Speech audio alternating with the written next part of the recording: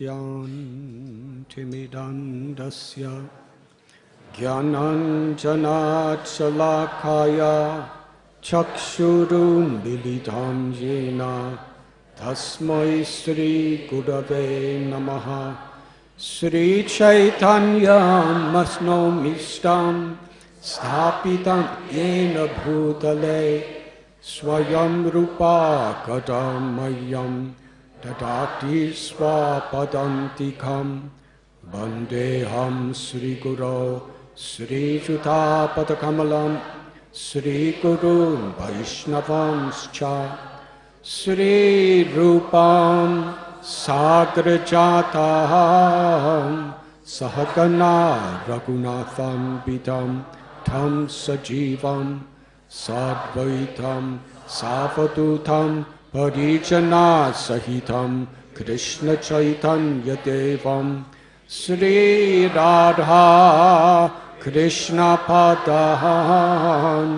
सहगना ललिता श्रीविशाखान्वितंश्च।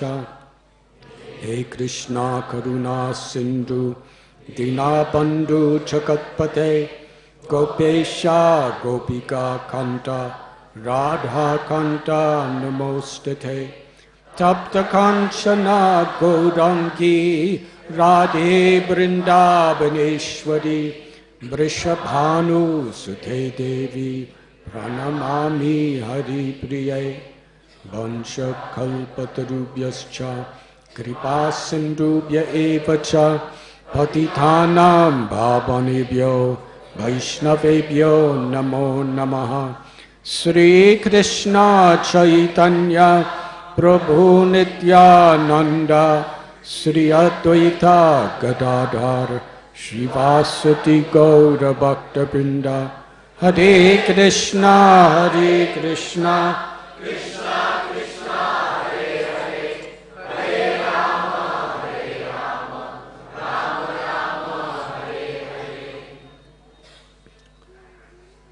नमो ओम विष्णुपदाय कृष्णप्रेष्ठाय भूतले श्रीमते Bhaktivedanta स्वामिनिति नामिने।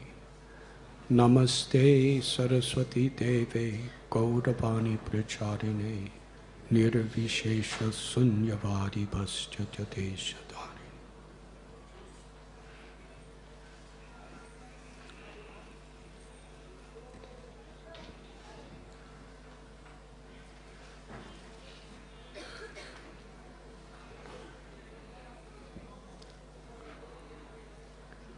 Hare Krishna.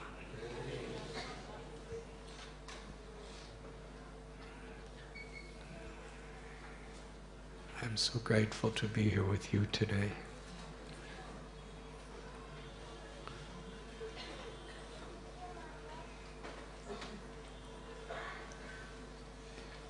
Every year on this holy day of Govardhan Puja Diwali,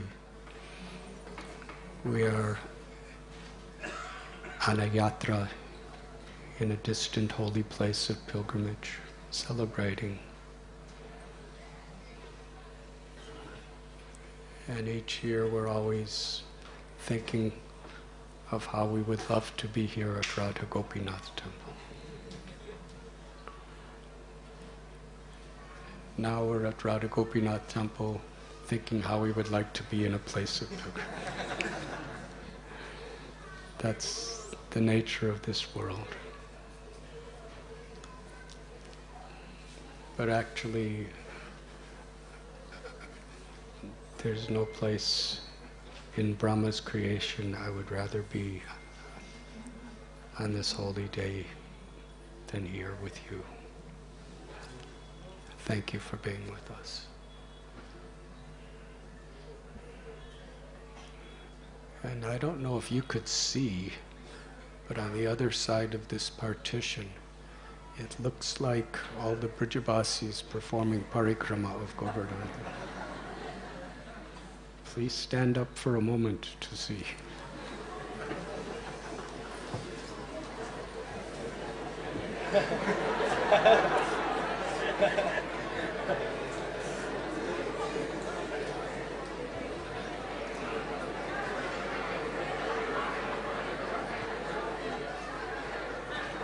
And interesting, leading the way is Giri Govardhan Prabhu, son of Mahaprabhu and Palika Devi.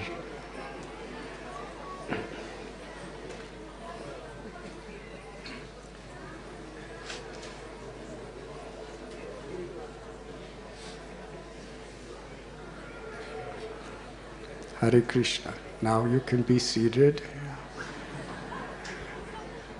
And if possible, you can be quiet also.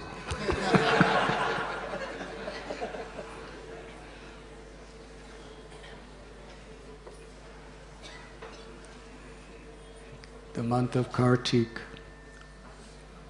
is presided by Srimati Radharani, who is the ultimate personification and the origin of prem, or ecstatic love. It is from her heart that all bhakti in all spiritual and material worlds is emanating. All the love of God that is potential within every living being throughout existence is part and parcel or expansions of Sri Radha's love for Krishna.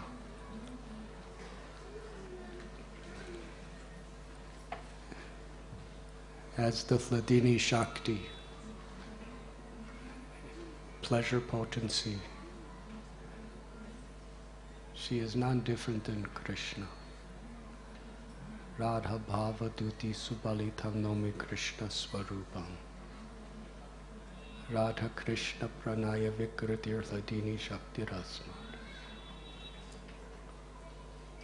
The absolute truth is one, but they are eternally manifesting two forms, two personalities. The one God is forever two, Radha Gopinath. And they expand in many forms, Sitaram, Lakshmi Narayan, Bhuvaraha, and limitless others, for the purpose of exchanging love. This is not the love that we understand in material world. The love of this world is a reflection of the true love, of the soul for God and God's love for the soul, which has its supreme origin in the love between Radha and Gopinath.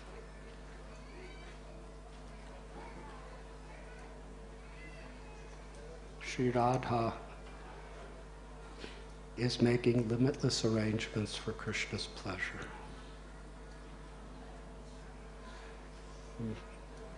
The greatest pleasure of Krishna is he is Rasa Vihari.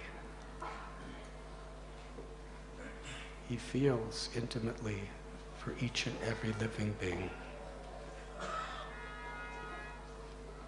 Ishvara sarvabhutanam hridesya janatishtati. He expands himself to live in the heart of every living being, besides the soul.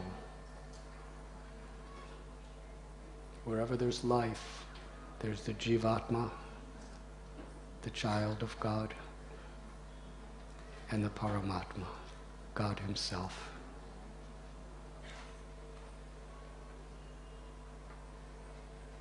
Is there any conception of such love in this world? Birth after birth after birth, from within and without, Krishna never leaves us. He's always waiting for us. Paritranaya sadhunam vinashaya chaduskritam. He appears within this world again and again. The origin of all the true religions of the world throughout history, throughout all the planets, just to remind us of the treasure we've forgotten, to recognize and appreciate his love for us,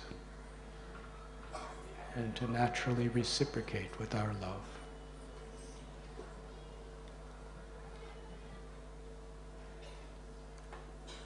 Sri Chaitanya Mahaprabhu, who is Krishna with the mood of love and the compassion of Sri Radha, he has said that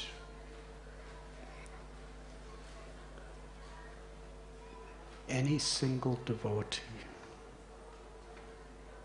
who surrenders their heart with love for me, I consider that person more valuable than all the wealth in all the universes, in all of creation. This is God's standard.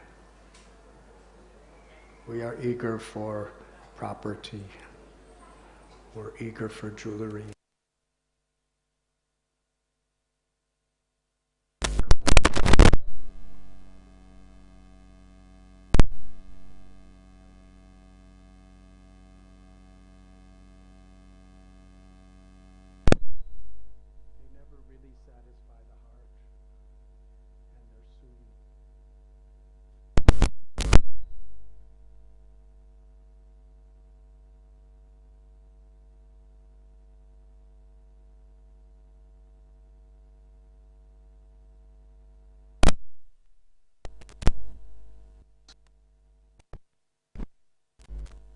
The entire creation.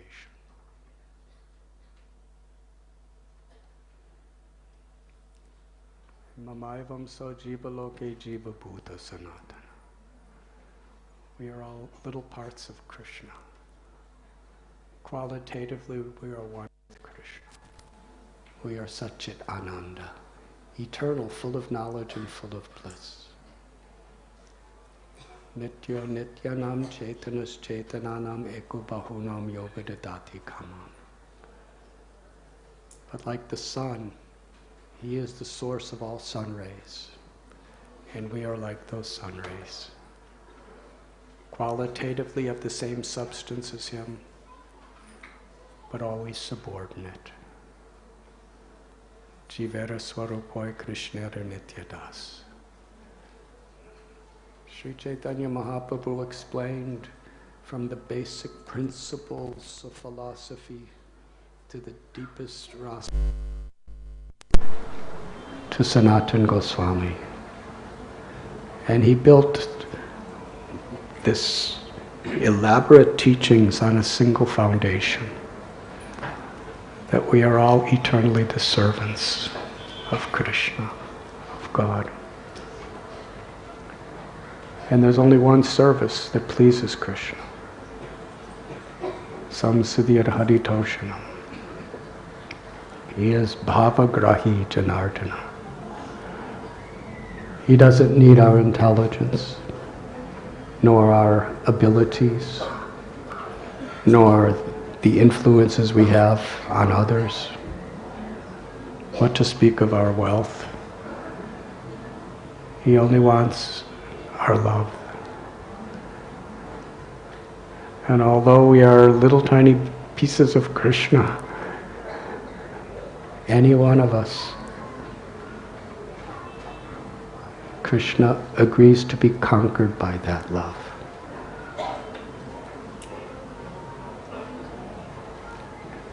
And that happens when we become conquered by Krishna's love.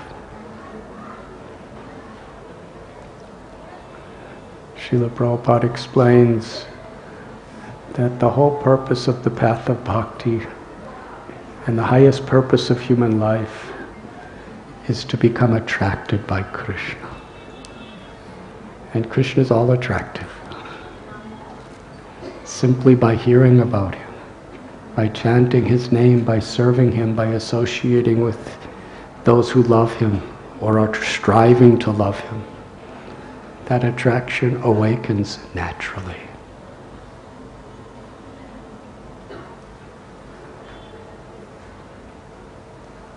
So Sri Radha was eternally, infinitely eager to give Krishna happiness.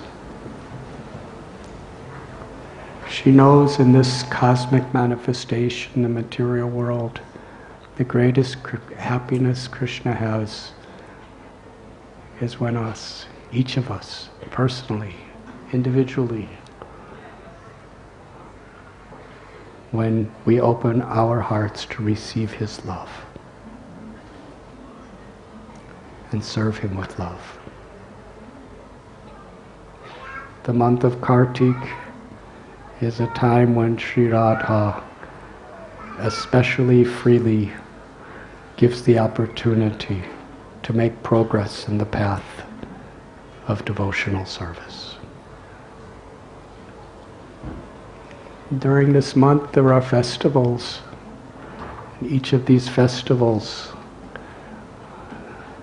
reveals to us particular rasas of Vrindavan. Specifically, how Krishna is conquered by the love of the devotee and how the devotees are conquered by the love of Krishna. The month of Kartik begins with the ultimate manifestation of divine love, Sarat Purnima, where Krishna goes to Vamsivat, a beautiful banyan tree on the bank of the Yamuna River in Sri Vrindavan town, and plays Bamsi, a small flute.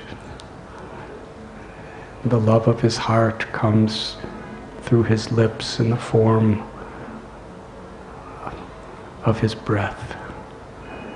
And it flows through that flute in the form of the origin and the sweetest of all music.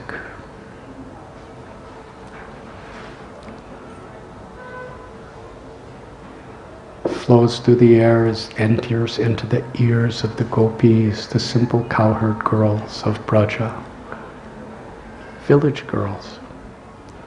And when it enters their heart, they abandon all their duties.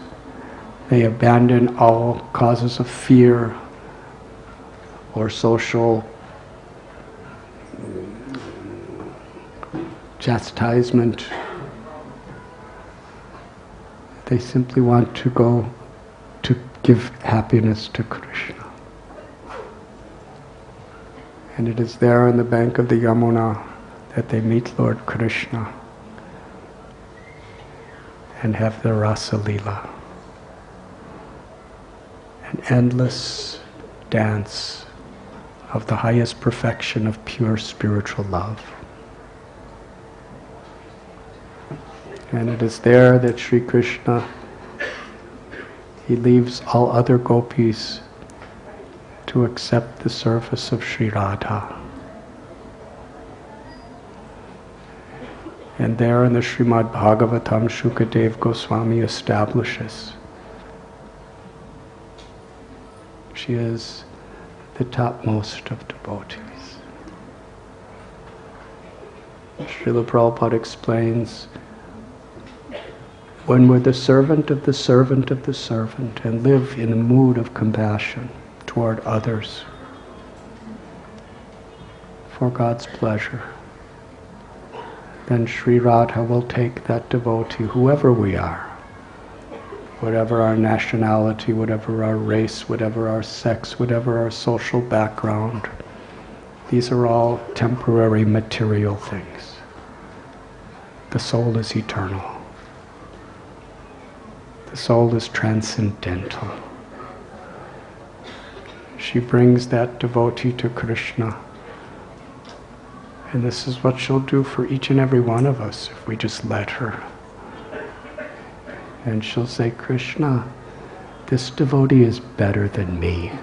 Please accept her or him. And because of the power of her love, Krishna must accept.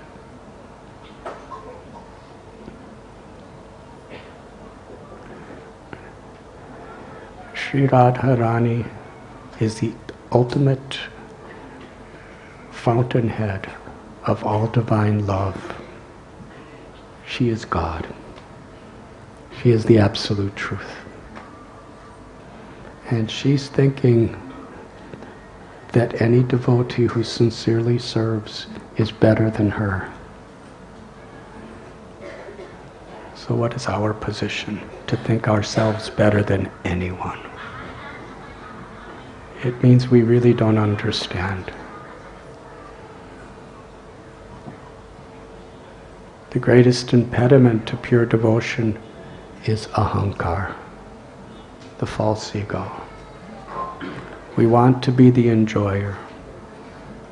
The enjoyer means of sensual pleasures and also of mental, egoistic pleasures. Fame, prestige. We want to be the proprietor. We want to be the controller. But when the demigods look down at us, they think how insignificant. We're proud of what we can control, of what we can enjoy. It lasts for a few years and then it's taken away. But in the spiritual world, they don't give any significance to the demigods controlling.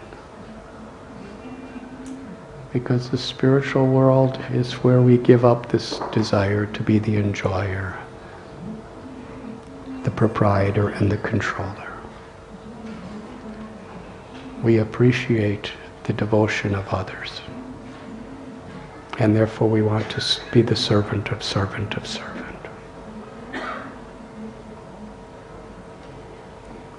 Kartik begins with the Rasa Leela of Shri Radha Govinda and the gopis in Madhurya Ras.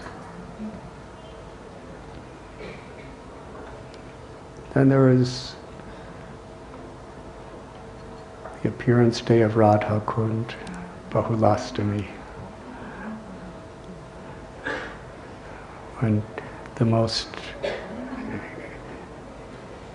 vicious demon, Aristasura, who comes to destroy the residents of Vrindavan, comes to kill Krishna and Balaram and all the Brijbasis. From his hoofprint, the holiest of all holy places is manifest, Shamakund and Radhakund. When Lord Chaitanya was looking for Radhakund, Shamakund, he knew it was in the village of Aritagram, named after Aristasura. As we know, Radhakund and Shamakund are the supremely most holy places in all of Brahma's creation, because it is there where the most confidential pastimes of love between gopis and Krishna are performed eternally. And yet they're manifest to the world through the hoofprint of a murderous, evil asura demon.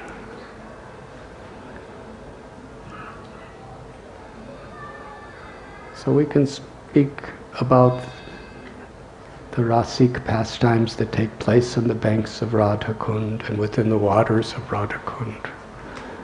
But first we should understand that even calamities and setbacks and crises that come in life, they actually can be the basis for bhakti to grow.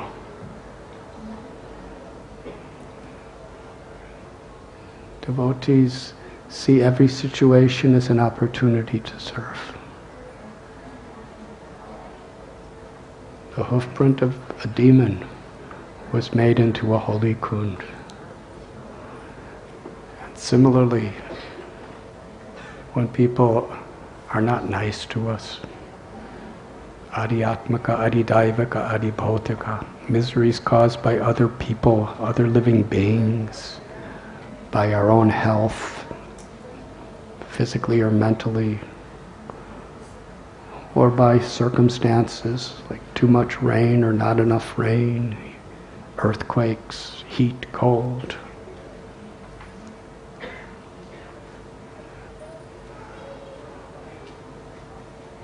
Whatever it may be, devotees look for the opportunity to grow in their bhakti through that situation. Ahoitaki apratihata. Real bhakti is when we are not motivated by egoism or selfishness. And we simply want to continue our service, our hearing and our chanting in a positive mood, not in a complaining mood, in a positive mood, even in difficult situations.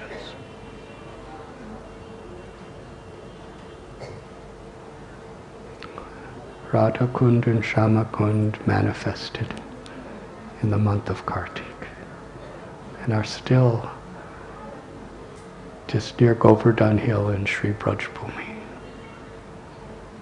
Narottam Das Thakur, his disappearance day. Veera Chandra, the son of Nityananda Prabhu, was born in Kartik. And today, the day of Diwali, is a day of Krishna's pastime with his mother Yashoda, how he is conquered by her love. On the day of Diwali in Ayodhya, after Ram, with the help of Hanuman and Lakshman and Sugriva, Jambavan, they conquered Ravana, rescued Sita, and after 14 years of exile, they returned to their kingdom. The people of Ayodhya, for those 14 years, every breath, every heartbeat, was an intense yearning to be reunited with Ram. Everyone there. For 14 years, the people of Ayodhya, they couldn't speak anything except discussions of Ram. Their eyes were constantly looking to see when will Ram come. Sri Chaitanya Mahaprabhu, Yugayatam nimeshena chakshusha pravrithayatam sunyayatam jagat sarvam govinda virahename. A moment is like 12 years or more. That's how it's translated, so we can get some conception. But the actual verse says a moment seems like a yuga.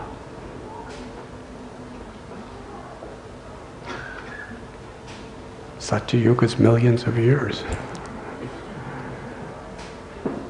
And that's not just a poetic expression. That's what, when we love Krishna, that's what a moment is like. The gopis of Vrindavan, they chastised Lord Brahma. They're village girls. To chastise Lord Brahma? How many of you have chastised Lord Brahma?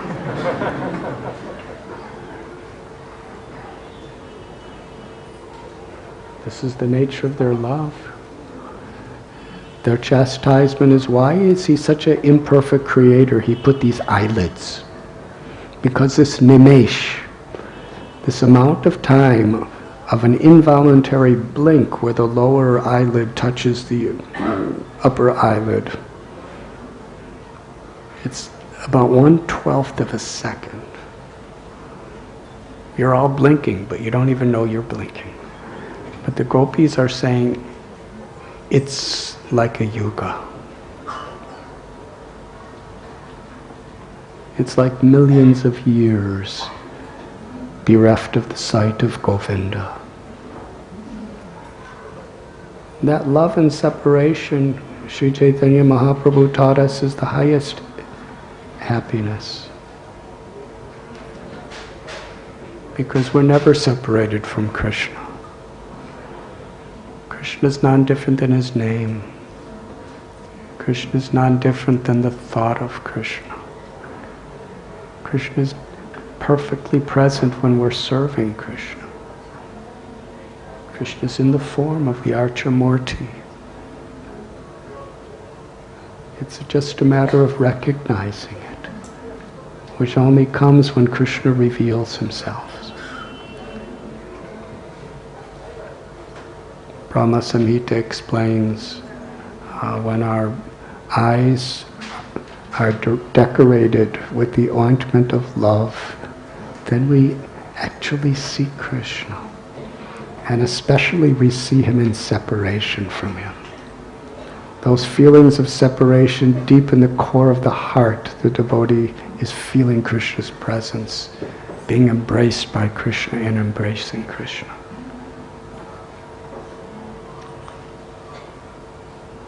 So the residents of Ayodhya, in a similar way, they are waiting each moment, when will Ram come? And on the day of Diwali, Ram comes.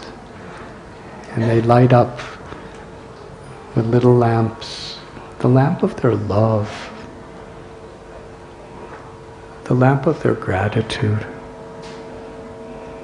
the lamp of their willingness to serve. That is Diwali. It is that love that dispels all the darkness of ignorance forever. It is that light that brings us into the realm of truth beyond death.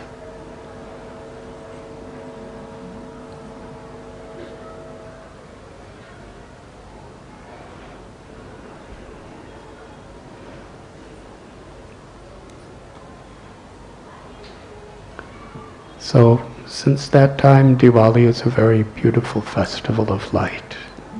It's considered the new year when the Lord returns.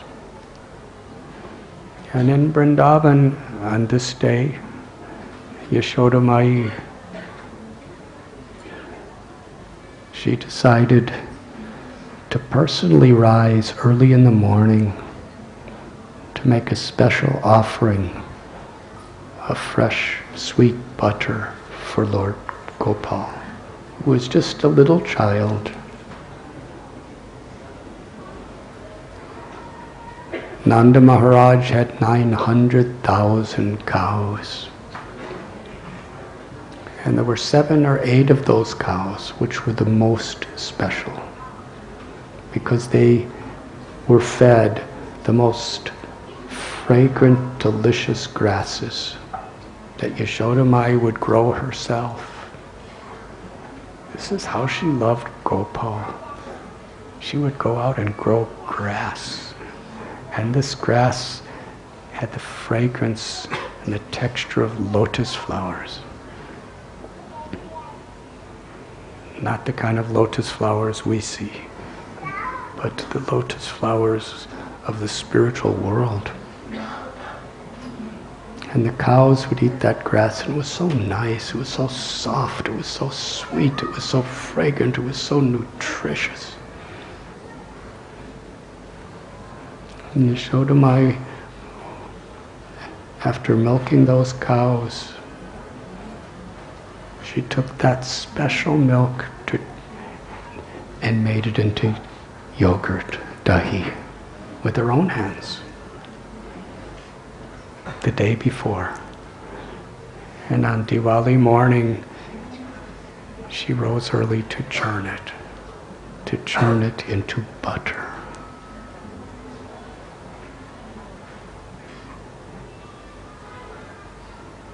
She was thinking that there's so many complaints that the elder gopis lodge against Krishna and Balaram, that he goes to their houses and performs so many mischievous pastimes and steals their yogurt, their butter, their milk, their ghee.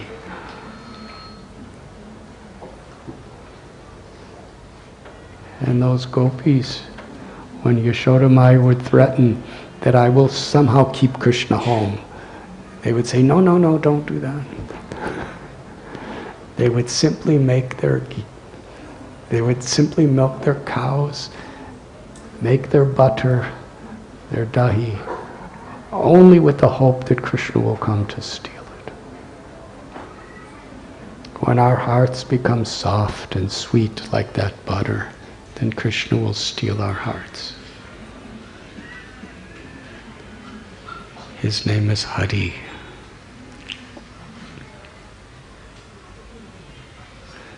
So Yashoda Mai wanted to make such nice butter that Krishna would be so satisfied that he wouldn't have to go to other people's homes to steal. She was churning. Shukadeva Goswami describes it so beautifully. Her sari was a saffron yellow color. Her hair was decorated with malati flowers. She had bracelets on her wrists, and as she was churning, the bracelets were jingling and making beautiful music. And she was singing songs, song about Krishna's pastimes. That is Vrindavan. Whenever Krishna would come home from herding the calves, at this time he didn't even start herding the calves, he was really young. But whatever he would do, at every moment, anything was so beautiful, it was so attractive, it was so intoxicating to the heart and the soul, that the Brajbasis would write songs about it.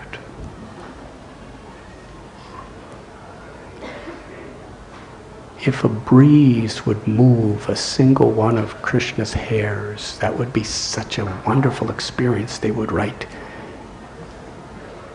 songs about it.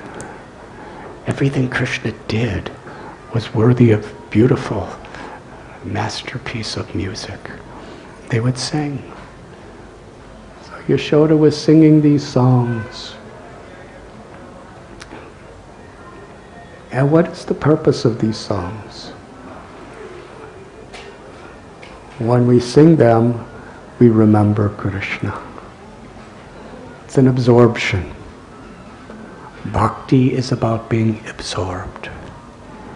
Absorbed in hearing, absorbed in chanting, absorbed in praying, absorbed in serving. When we really want to please someone, we become absorbed in what we do for them. It's in Krishna consciousness, nothing is an empty ritual. Everything is a deep, absorbing offering of devotion.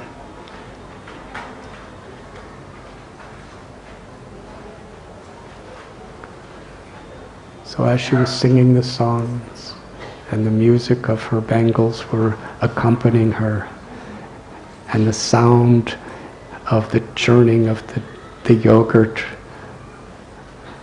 was also keeping beautiful melody. It was like a little orchestra. She was so absorbed in remembering Krishna that milk began to flow from her breast. And Krishna, who is sleeping, is really never sleeping. He became hungry for that milk. Because the milk is her love. The milk is not just some material liquid. It's the manifestation of her love. Krishna's hungry for the love of his devotee. So he came to that spot. And he came before Yashoda, just little Gopal, and held the churning rod and looked at his mother. That right now I am the priority. So he crawled upon her lap, and she placed him very gently and began feeding Gopal the milk of her love. As she was doing, she was looking at Krishna's face, the ultimate perfection of all beauty, the source of all beauty, the infinite, ever-expanding, beautiful face of Krishna, who was so happy, tasting her prem. Suddenly, in the next room, she was boiling milk from those special cows. It was boiling over. She could hear it. It was going into the fire.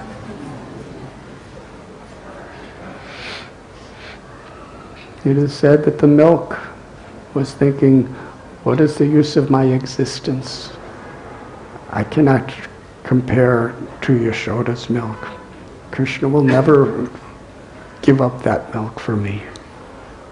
So I entered into fire. Yashoda Mai, that milk she was going to make so many wonderful, wonderful preparations for Krishna with that milk. It was only for his pleasure. So for Krishna's service, she put Krishna down and ran to take the milk off the fire.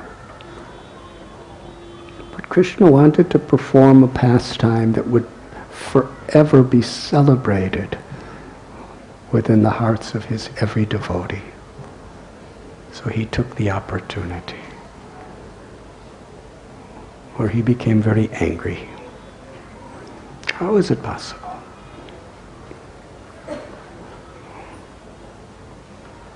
That anger is not our anger. Our anger is frustrated material desires. Krishna's anger is only to increase the prem and the attraction within the hearts of his devotees. So he took a stone. He did it quite quietly so Yashoda Mai wouldn't hear it, but it was hard enough to break the pot of yogurt, which was just becoming butter, and it spilled on the floor. And Krishna went into the next room and he saw that the previous day Yashoda Mai personally churned some butter out of yogurt. And it was on a rafter hanging from ropes, and he brought that. And he brought it to a wooden grinding mortar and sat on the grinding mortar to eat it. Meanwhile, Yashoda Mai, after she put the pot down off the stove, she came and she saw Krishna wasn't there. There was a broken pot. There was butter all over the floor. And she immediately understood that this is my Gopal. And she saw little butter footprints. And she traced them, followed them. She picked up a small stick because she wanted to teach Krishna a lesson. He's not supposed to be breaking things in the house. She went into another part of the house of Nanda Maharaj, and there she saw Gopal sitting on on an upside down grinding mortar that was used to grind spices, and he was feeding butter to the monkeys of Vrindavan. They were very happy. The monkeys were taking the butter right from Krishna's hand and their hand, and they were eating and taking more, and Krishna was feeding them, and he was eating it himself and feeding the monkeys. It was a very beautiful scene. Yashoda Mai saw that. She also saw that the whole time Krishna was eating butter and feeding monkeys butter, he was looking from side to side in fear of his mother. Yashoda Mai smiled. It was just so beautiful. The sweetest of all sweet. Krishna looking around, so nervous. Very quietly from behind, she walked toward Gopal. And suddenly Krishna saw her, and the monkeys, they started screeching.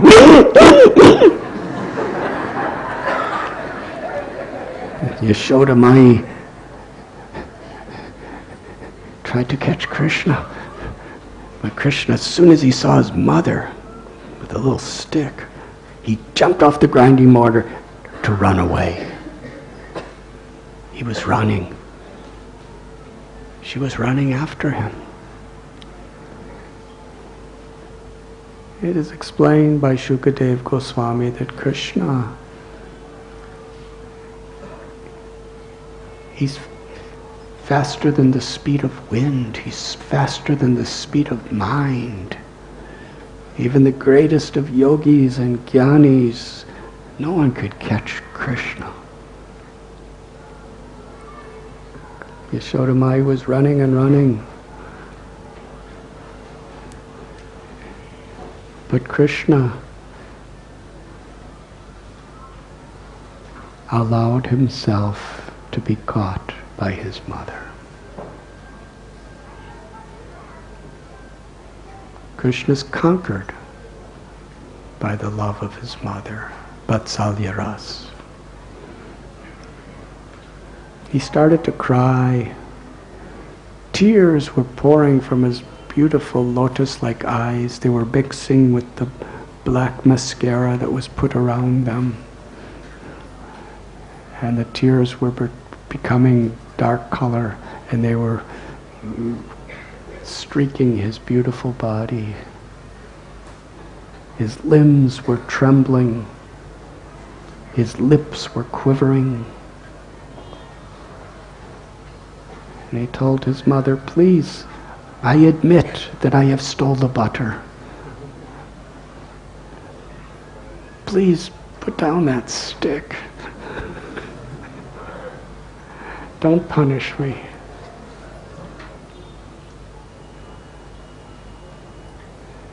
Queen Kunti, she has explained in Srimad Bhagavatam this scene, that Krishna is feared by fear personified. In Bhagavad, but yet he's afraid of his mother. In Bhagavad Gita, Krishna says, "I am death personified." In the 11th chapter, he manifests just a partial expansion as Virat Rupa, the universal form. Arjuna was the greatest, most powerful, fearless warrior on the planet. And he was trembling in fear when he saw Virat Rupa. He told Krishna, "Please take this form away. I just want to see you as Krishna again." Gopal is the source of Virat Rupa. One of his expansions is Varaha, Narasingha. Even Lakshmi was frightened of Narasingha. What to speak of Indra and Brahma and Shiva? Such a fearful form.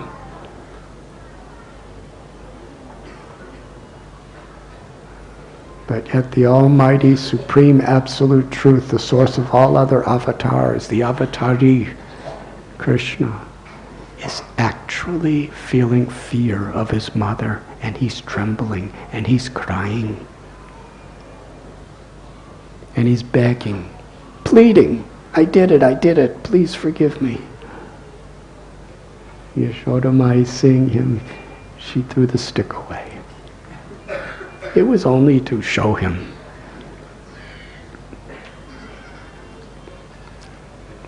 He said, "Krishna, because you associate with monkeys, you have become like a monkey." running, stealing, to protect him. She had so many duties to perform for his seva. She told Krishna, I'm going to tie you up. She had a beautiful silken rope that was used to tie the calves when they were too naughty.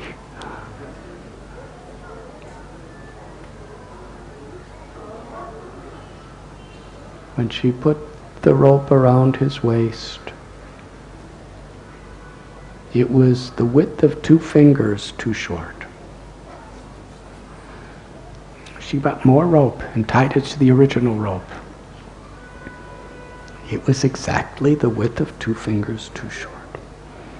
She tied more and more and more rope to all of that rope, and it was still exactly 2 fingers width too short. Soon other gopis started coming, and they were seeing this incredible festival of ropes. They started bringing all their ropes from their houses, and there were mountains of ropes. And all the gopis were watching in total astonishment. There was over 150 feet of ropes tied together. And it was still the width of 2 fingers too short.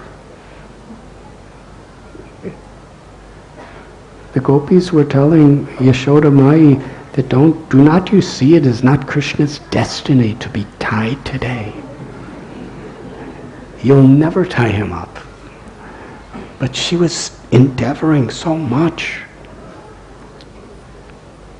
She told her friends that I must see how many ropes it takes to bind the waist of my child.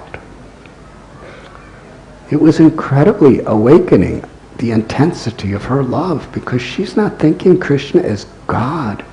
She's thinking Krishna as her child. And yet the rope is 100 meters long. And yet his waist is, she said, his waist is only the size of my fist. And it's not growing bigger. How is it all this rope does not go around his little waist?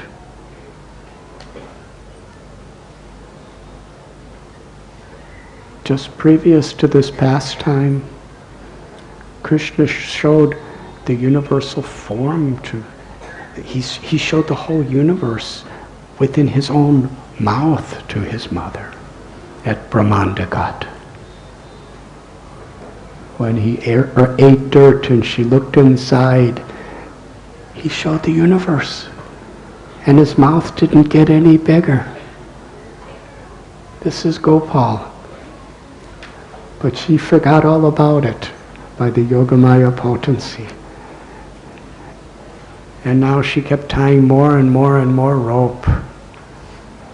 But how is it possible to put a rope around Krishna? The Upanishads describe that the absolute truth, Krishna, has no beginning and no end, no inside and no outside. It's beyond past, present, and future.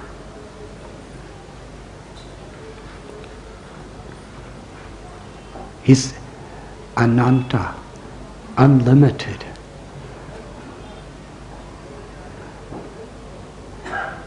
Yashoda Mai, in her efforts, the malati flowers were falling from her hair. She was perspiring. Her sari was becoming loosened. Krishna, overcome by his mother's love, allowed himself to be bound around his waist. His name, Damodar, one who was bound around the waist by the love of his mother.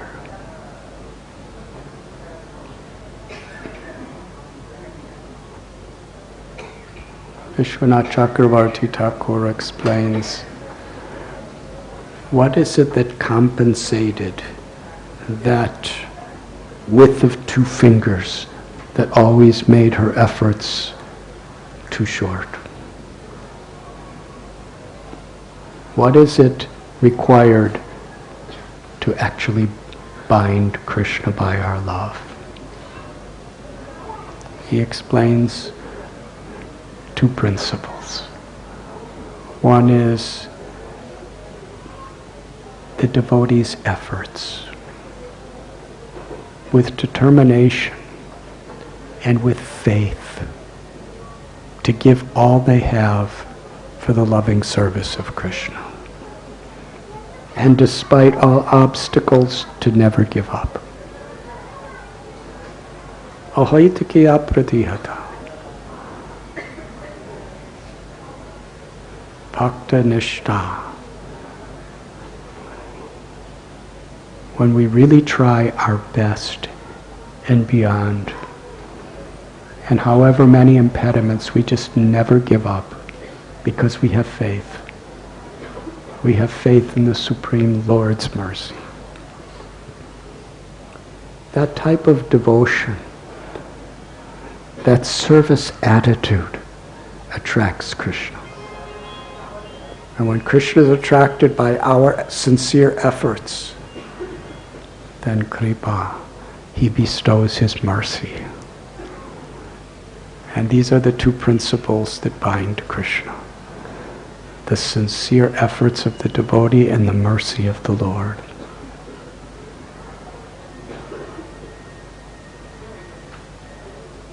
When Krishna was bound, Yashodamai tied him to the wooden grinding mortar and went to perform her duties.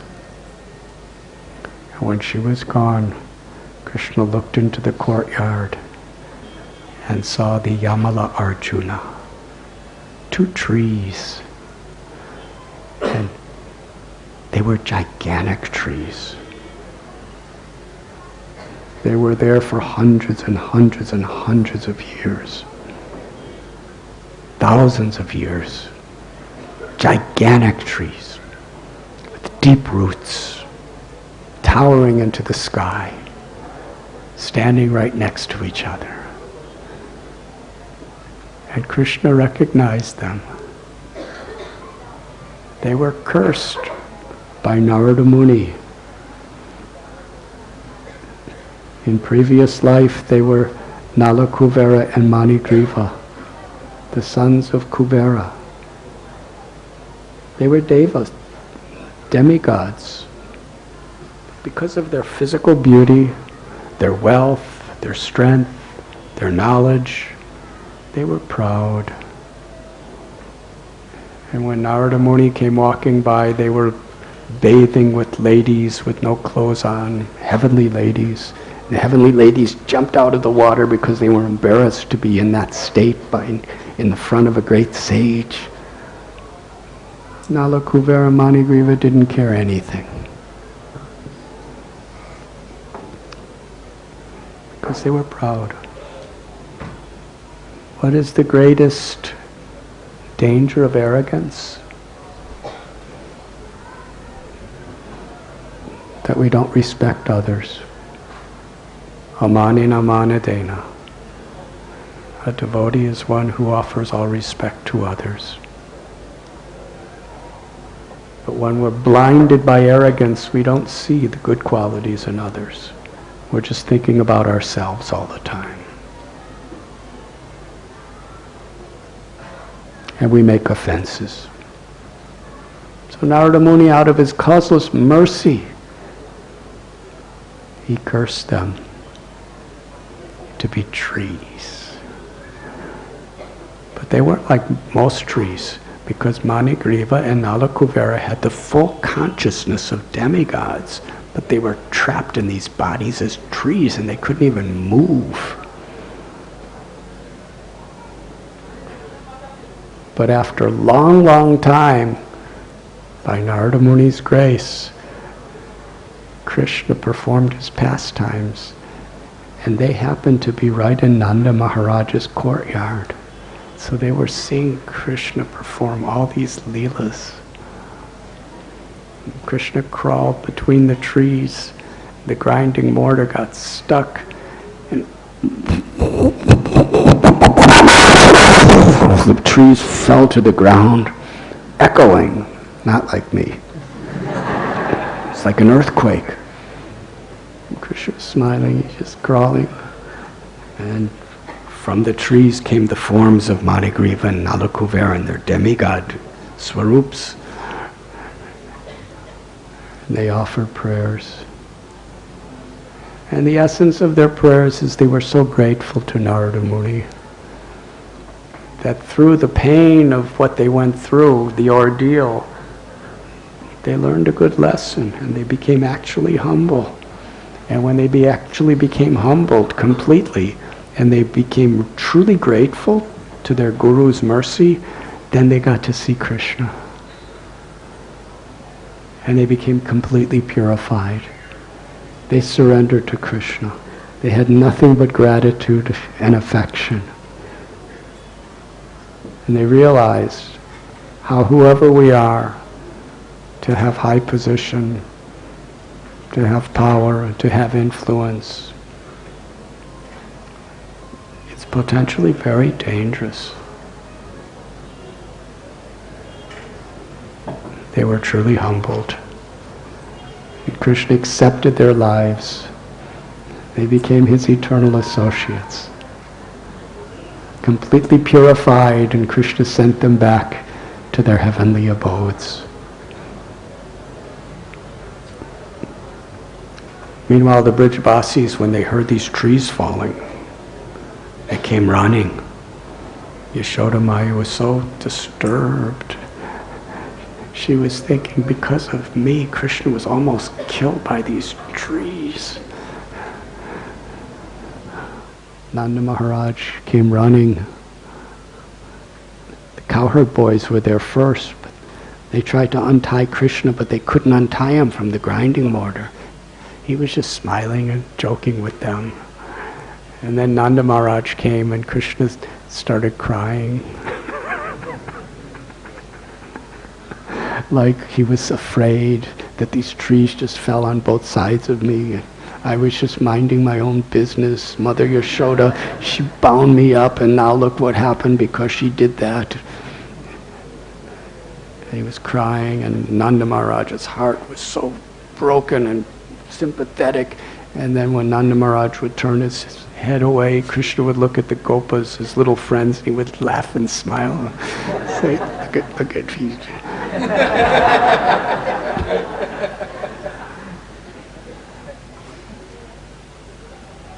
Nanda Maharaj untied Krishna with the love, because it was tied with the Vatsalya love of Sri Yashoda Mai. It was untied by the fatherly love of Nanda Maharaj. And Yashoda Mai was thinking, Krishna must be so angry with me.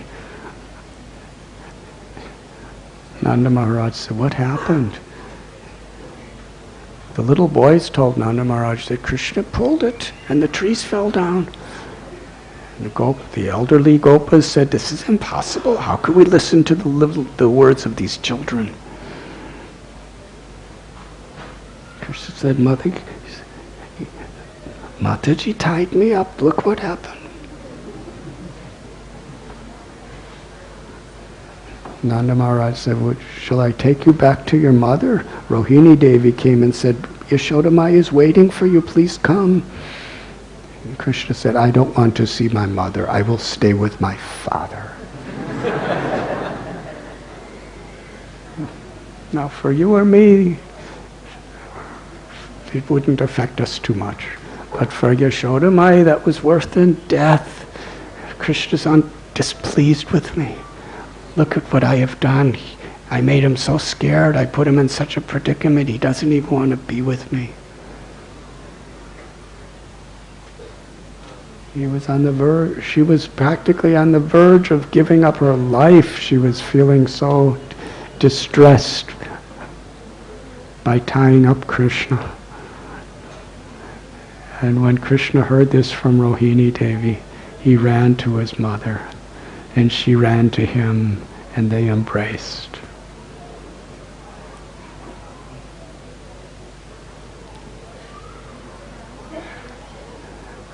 This is what happened today on Diwali, and what is happening eternally in the hearts of those devotees who reside in the Bhav, the love of Vrindavan.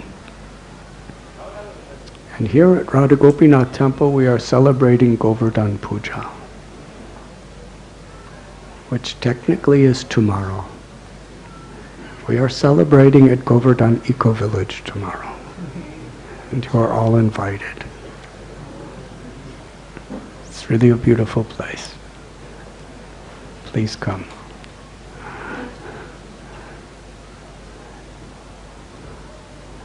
But I guess I should start the lecture now.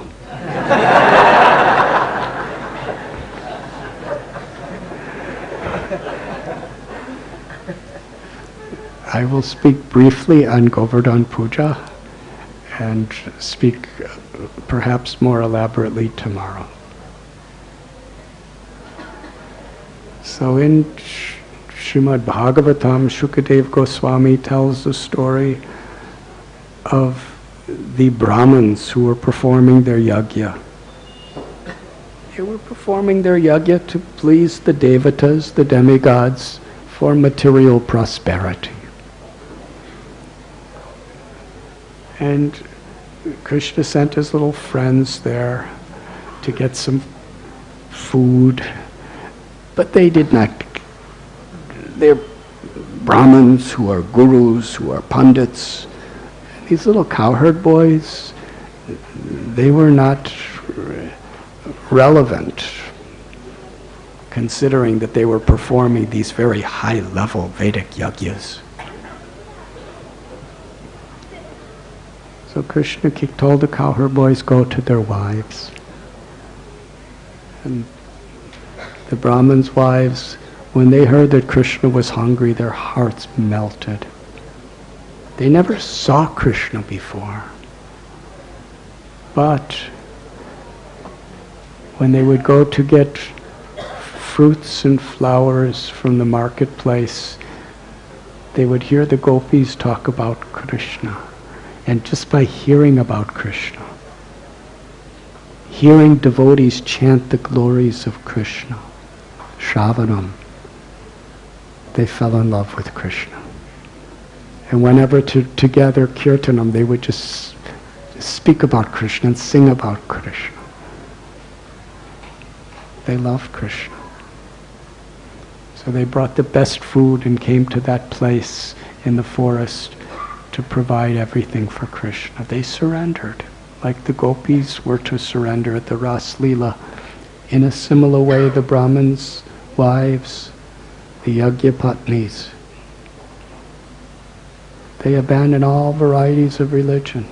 Sarva dharman parityajya mamekam sharanam vraj, to please Krishna.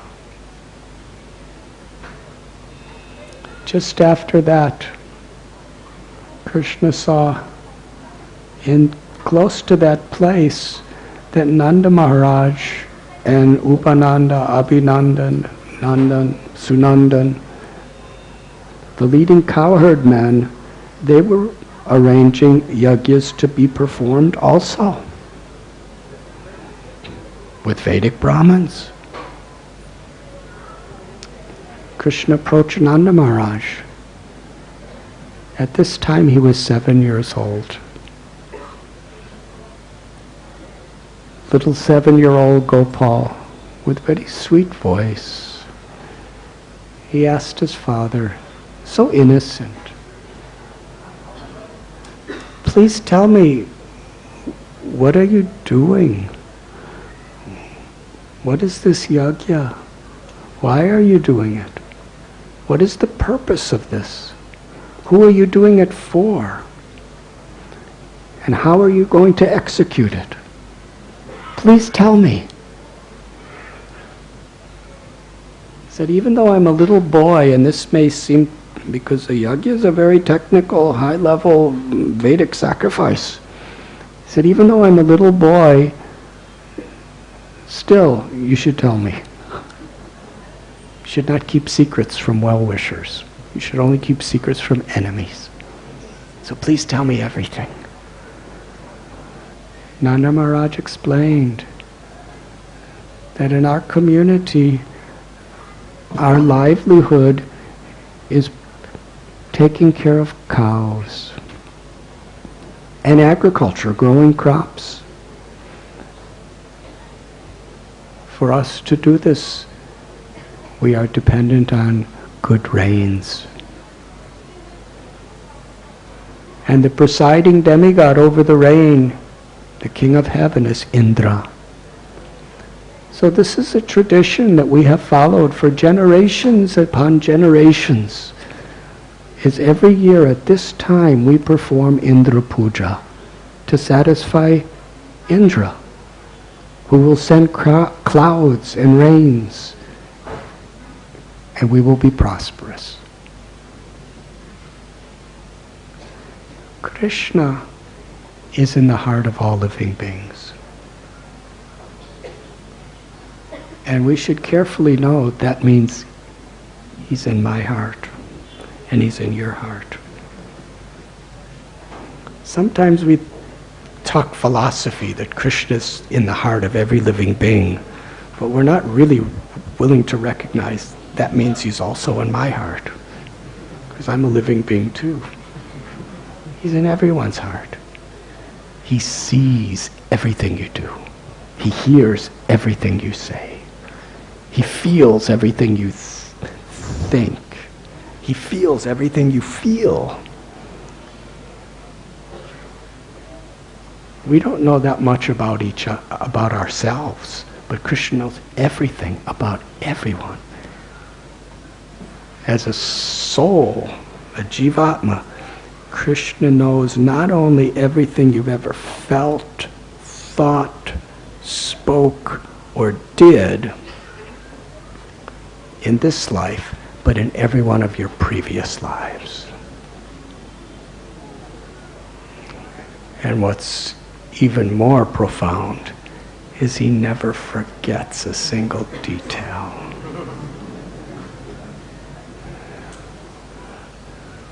Hare Krishna.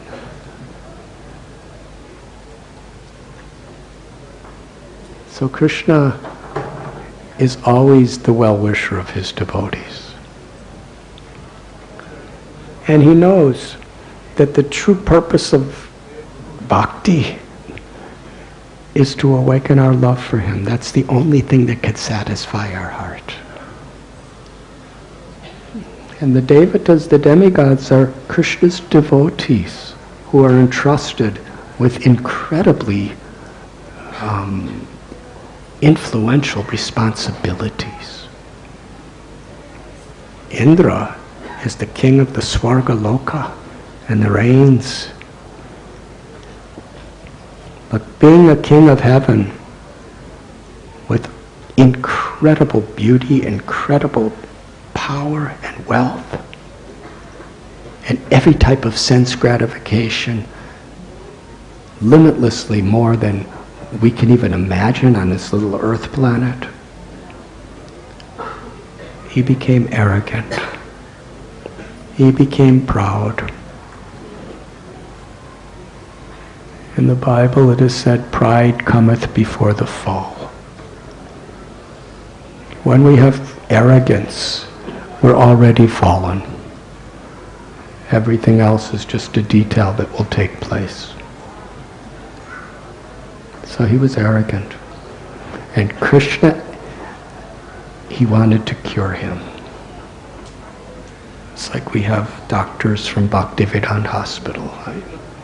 Seeing assembled here today. We have our operation theaters.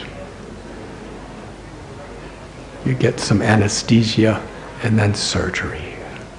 And sometimes surgery, they have to cut you open. sometimes they cut your heart open. And to get to your heart, they have to cut your chest open.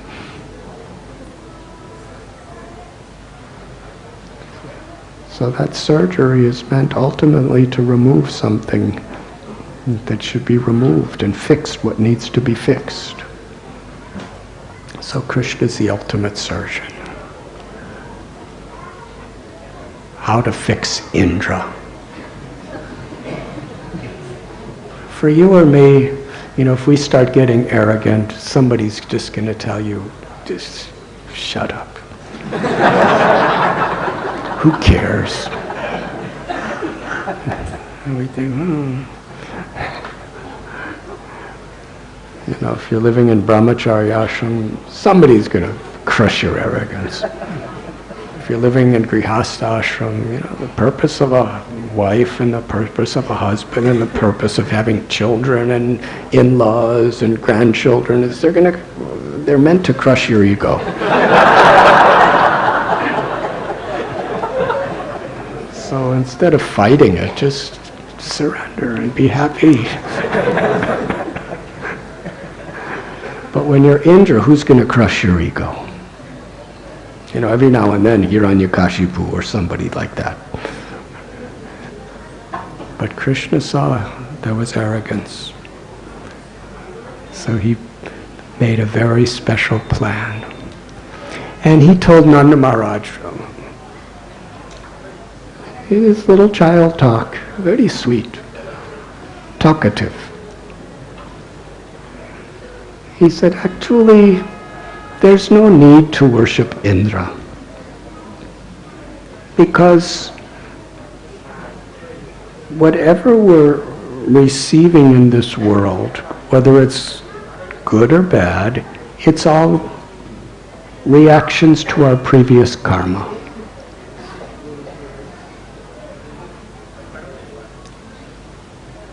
Every time we say something, every time we do something, we're sowing the seeds of karma for the future. So within this human life that we have, everything is coming by karma. If we do good, we're going to get good, and if we do bad, we're going to get bad. If we cause others pain, we're going to suffer. If we do good to others, we're going to prosper. So we're good people.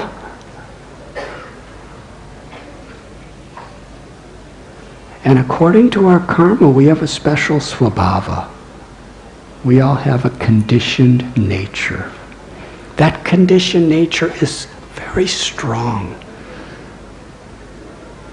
And it practically forces us to act in certain ways. It's just the way we are. So the whole world is going around because of this. We're getting reactions to our karma. We have our nature, and that causes us to react to certain situations in a certain way. There are three modes of nature: goodness, passion, and ignorance, sattva guna, rajaguna, tamaguna. And everything in this creation is under the influence of these three modes of nature. Clouds are created by the mode of passion. And they pour rain. If we have good karma, if because of our good nature we're doing our duties properly, then Indra, who's a demigod, he just has to supply what our karma is. Even the Supreme Lord just supplies according to our karma, according to the modes of nature, and according to our nature.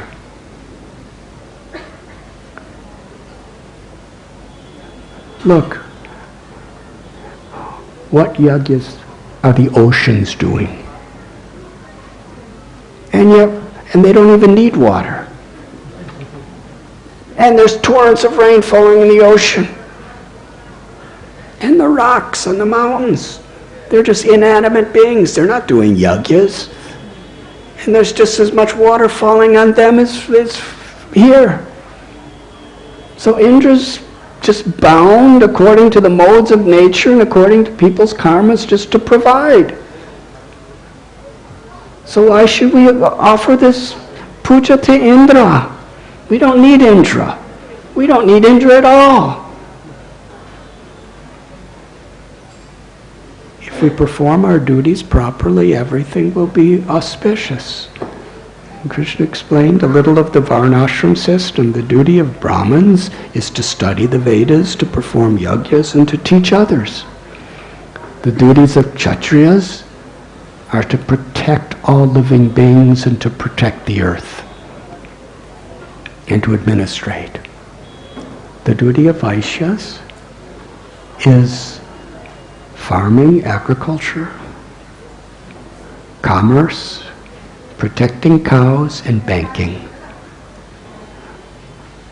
And the duty of the Shudras is to serve others and assist in that way. So we are Vaishyas. And our particular livelihood is protecting the cows. And the cows require grass. Govardhan Hill is providing the best grass. And the Brahmins, they are providing the direction and insight for all of us. So we should worship the cows, the Brahmins, and Govardhan Hill. Dear Father, let us have Govardhan Puja. Take everything that you have arranged for Indra Puja, which is very, very elaborate, and use it all to worship Govardhan Hill. Nanda Maharaj said, well, why don't we do Indra Puja first? It's traditional. It's all our forefathers have done. And then we can do this Govardhan Puja later. Krishna said, no, forget Indra. Just take everything and give it to God.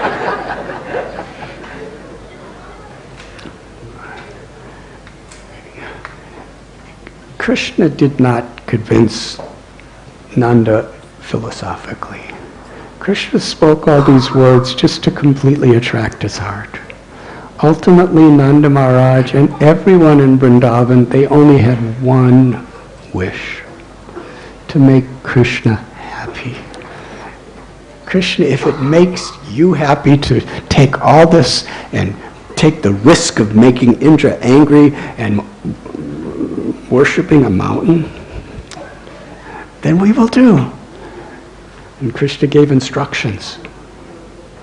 He said, take all the milk products we have in the whole of Braj Bhumi, the ghee, the yogurt, the milk, and make wonderful milk sweets and other milk preparations, and take all the grains, and let's make mountains of bhoga to offer Giriraj, Govardhan, who is the king of all mountains.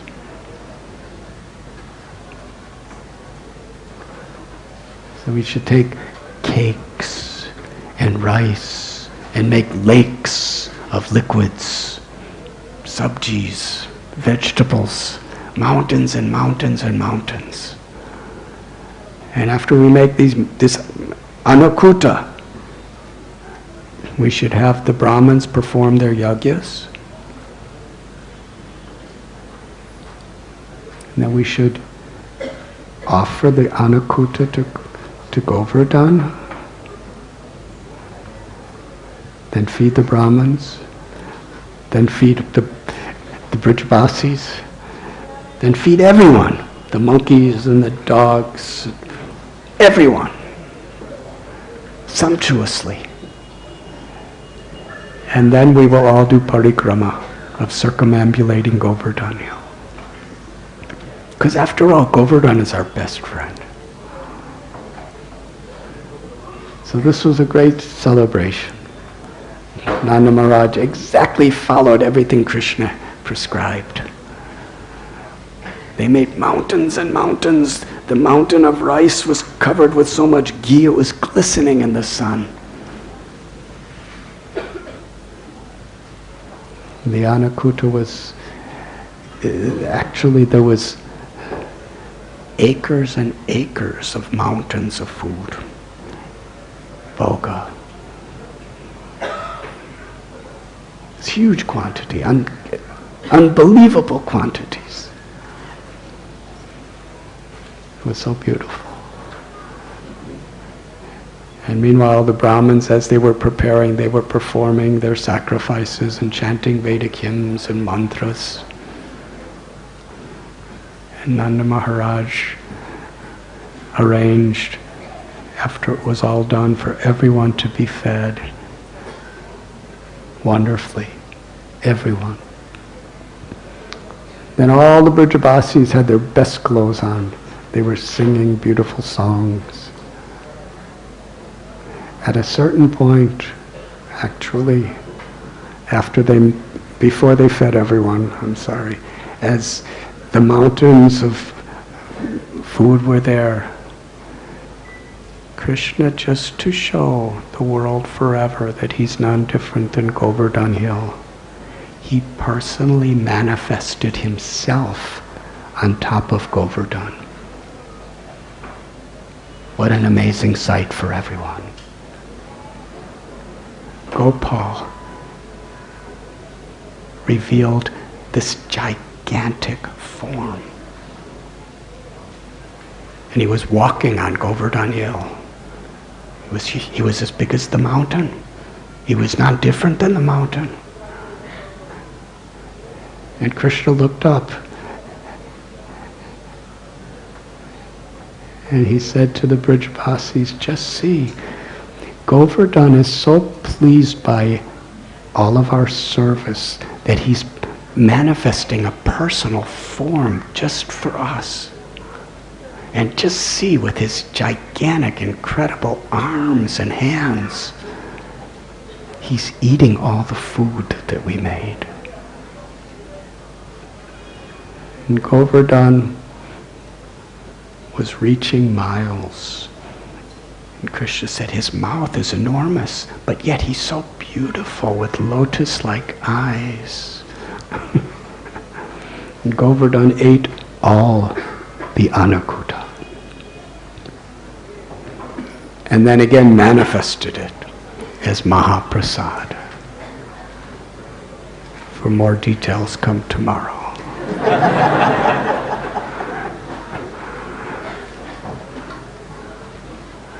And then they fed everyone the Mahaprasad. Krishna and all the Krishna bowed down before the magnificent, enormous form of Giriraj.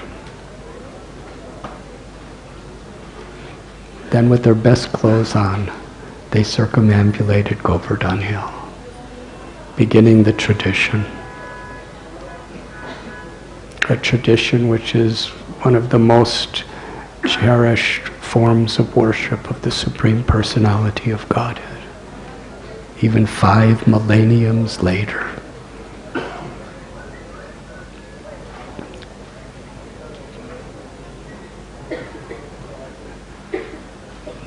The young Gopas, they had their cows and their calves, and they were herding them around in the front of the parikrama. There were musicians playing beautiful instruments, traditional instruments. There was dancers dancing. All the cows, 900,000 cows, and then there's other people's cows. They had each cow, their horns were plated with gold.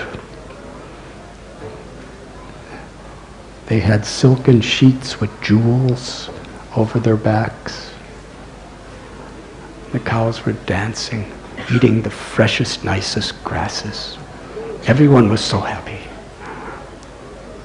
The Brahmins were chanting mantras. The cowherd boys were singing, dancing, and making jokes with Krishna. The elder gopis were riding on ox-driven carts, chariots. And this way, there was the most festive, joyful celebration of circumambulating Govardhan. And after everything was done, they gave in charity to the Brahmins who performed their work, their seva. And all the Brijabasis were in so much happiness. It is described that the Jivatma is infinitesimally small, but in relation with Krishna, that Jivatma is experiencing unlimited, ever-expanding happiness.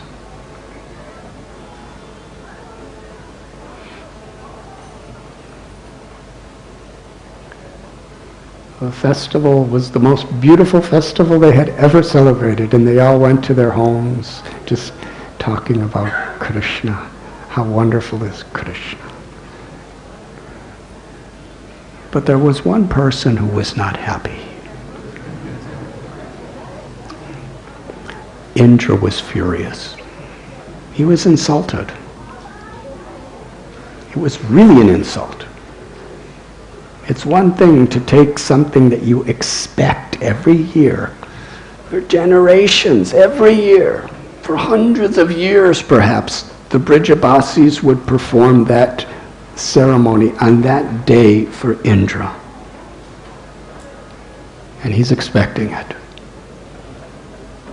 Now, if they did it for another demigod or some rishi or sage, it's a little bit of an insult.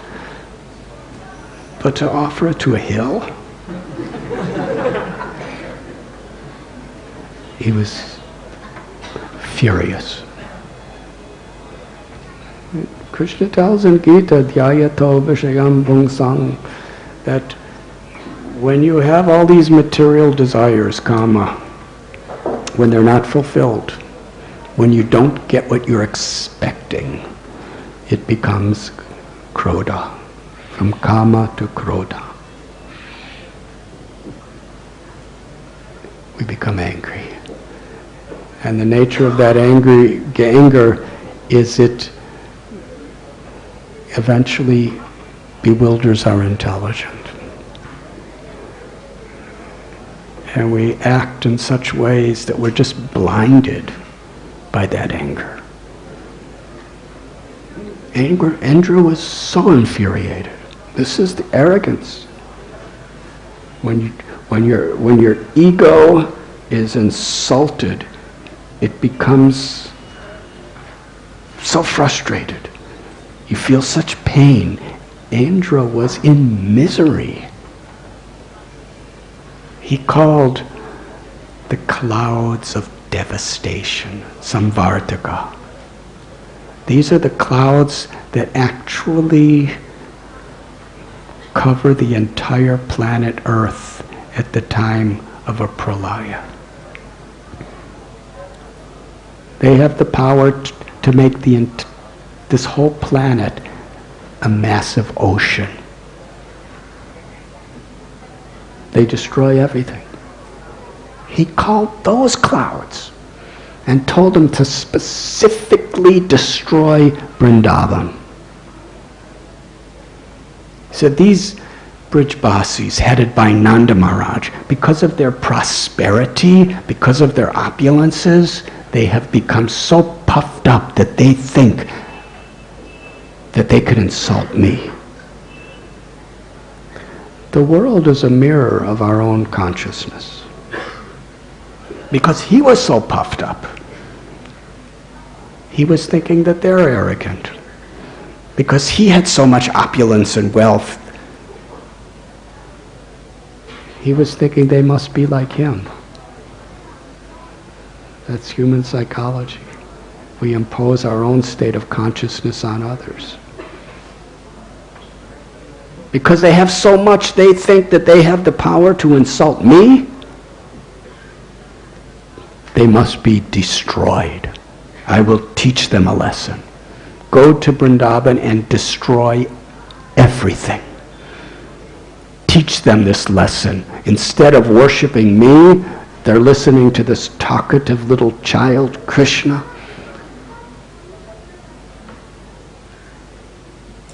Samvartaka clouds began to form over Vrindavan. Soon the entire sky became totally black. Thunder, rumbling,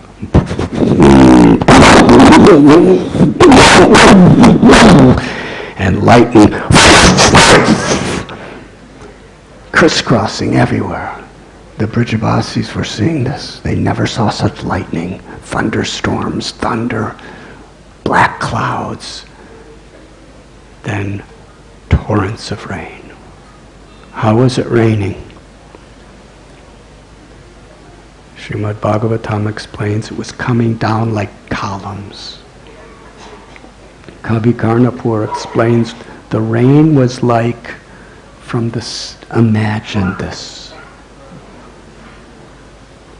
a river that's so over-flooded, that's behind a dam, and that river has such a massive quantity of water, it breaks the dam and flows. It was with that force that water was coming from the sky. It was like a massive river that was ferociously just breaking a dam and pouring down at high speed. It was flooding everything. And there was massive winds. It became freezing cold. Sometimes the rain was like the various trunks of a banyan tree just pouring down. Then the rain became hail, large balls of ice crushing down. The Brijabasis were freezing cold. Cows, trying to protect their calves, were standing over them, covering their little calves' heads with the skin that is under their necks. The cows are crying and trembling in the cold, and the calves, fearful as anything, are crying under their mother's protection. And the bulls are massive pieces of ice cracking against their back, and columns of water falling upon them. They're looking at the black sky, roaring.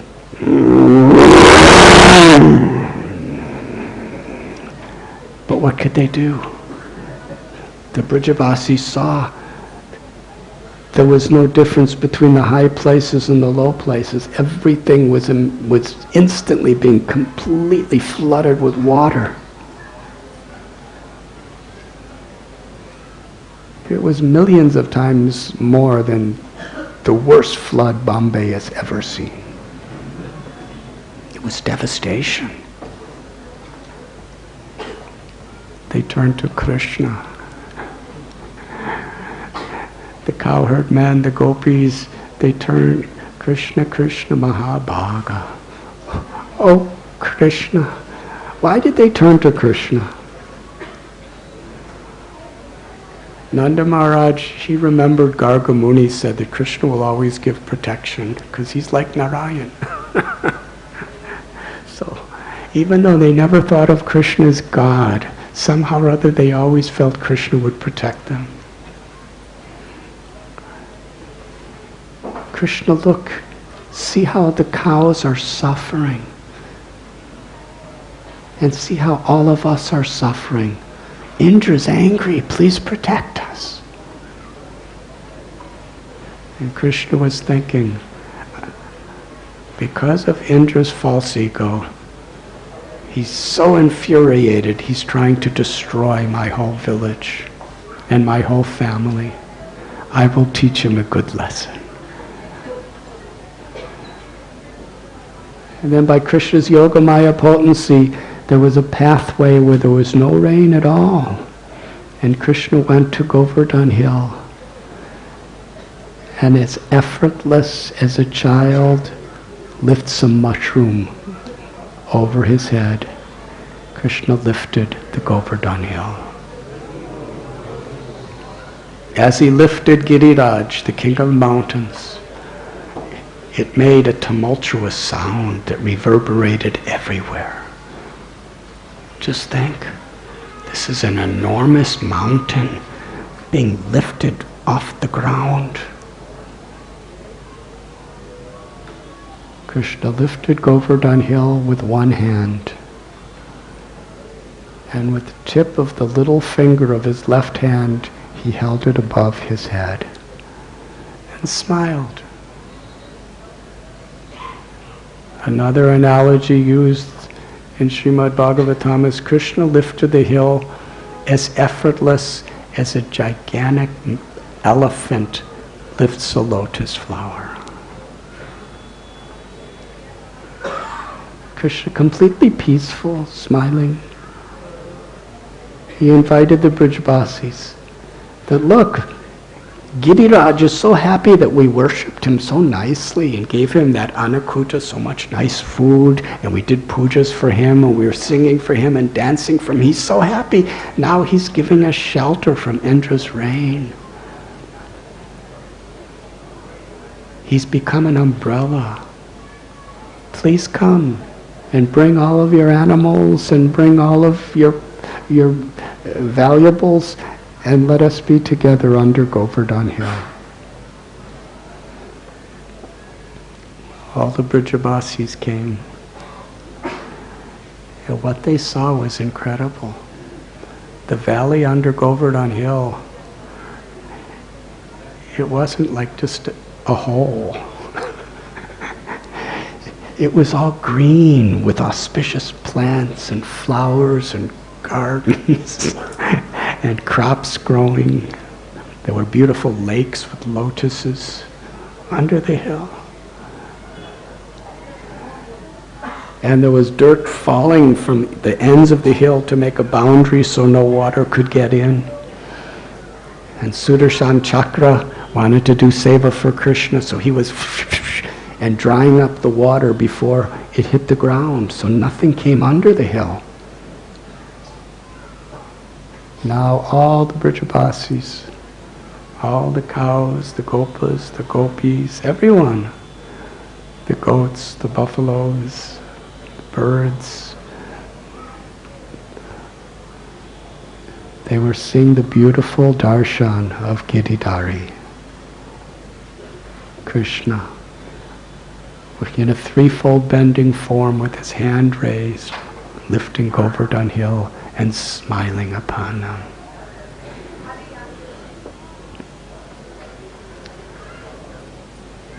As Indra was throwing the greatest of thunderbolts upon Govardhan hill, and massive rivers of rain were smashing it, and hurricane-like winds were blowing upon it, Govardhan, who's a person, Krishna manifested himself as the person of Govardhan, didn't feel the slightest inconvenience because he was touched by Krishna's finger. Just that experience of being touched by Krishna made him completely transcendental to anything Indra did. And not only that, everyone on Govardhan, because they were, Govardhan was connected to Krishna's finger, like parampara. Everyone who was being touched by Govardhan, they were transcendental.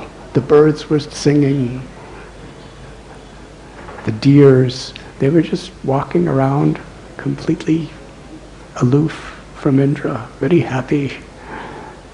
There were lions, they just looked up and roared at Indra and the kind of roar like, Indra, who are you? Who needs you? We have Giridhari. Indra was being insulted very severely. Above the hill, there was lightning, there was dark clouds, and there was downpour of rain. And below the hill was a wonderful festival of love. There was the lightning of the gopis' glances. And Krishna, who was like a dark cloud, and his love for his devotees was like an infinite rainstorm flooding everyone's heart. All the Brijabasis for 7 days and 7 nights gazed upon Krishna. And every being there, whoever they were, for the whole 7 days and 7 nights, they all felt that Krishna's gazing upon me. That is Krishna.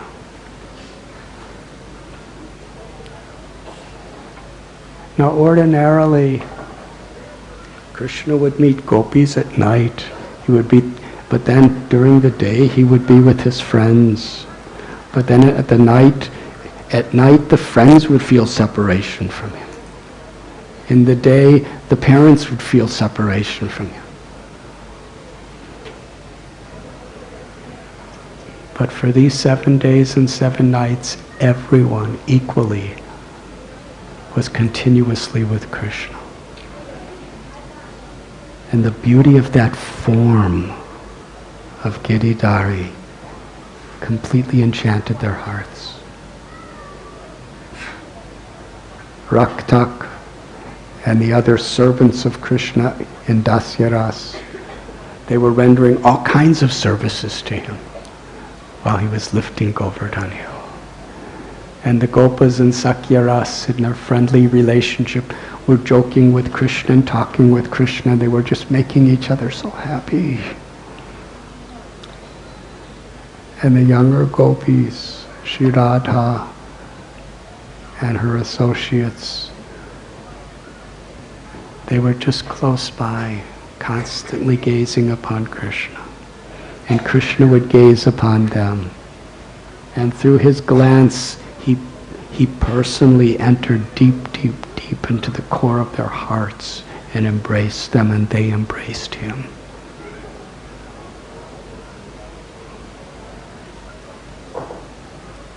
All of the various relationships were being fully reciprocated between Krishna and his devotees.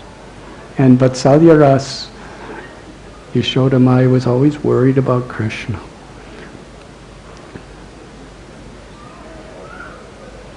In one place she prays, Gopal, why are you so impudent and mischievous that you insulted Indra? Now look, there's these great storms, and with your tiny little soft hand, you're holding this hard, gigantic mountain. It must hurt. You must be tired. Yashodamai prayed that Giriraj, if you really can fulfill everyone's desire like Krishna said you can, then fulfill this one desire of mine. Please, to Krishna's soft little hand, be as soft as freshly churned butter. And be so light that you're practically floating in the sky. And Krishna told Yashodamai that actually it is not me, it is Govardhan. I'm just an instrument. Govardhan is, because he's so pleased with our puja to him, he's giving us shelter, and he's so light, he's just floating, and I'm just putting my hand like this. Yashodamai said, if that's true, then separate your hand from him and let us see him float in the sky.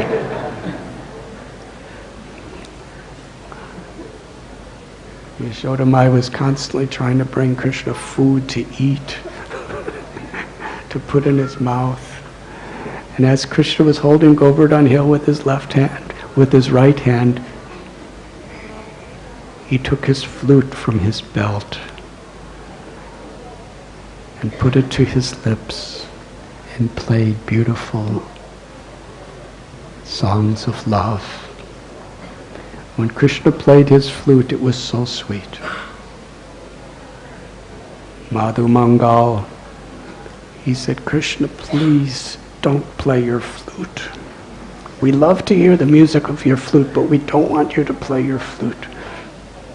Because we have seen we have seen the effect of your flute. When you play your flute, it puts everyone in transcendental ecstasy. And we've already seen how Giriraj Govardhan is a person. Hearing the sound of your flute, he's going to become ecstatic and he might fall from your hand and crush everyone. And we've also seen the effect of your flute. That rocks and mountains melt into liquid, and rivers and lakes turn as hard as stone. So this flute playing, if Govardhan becomes liquid, then that will be even more devastating than Indra's rains. Another Gopa, he said to Madhu Mangal, that Govardhan is very sober. He's very patient. Even in his great ecstasies, he will protect us. Krishna played his beautiful flute. And as he was playing, he was glancing upon each devotee, and every devotee was glancing upon him. Each cow was feeling Krishna personally showering his love upon them. Everyone. And when Sri Radha glanced in a special way upon Krishna, it affected the beauty.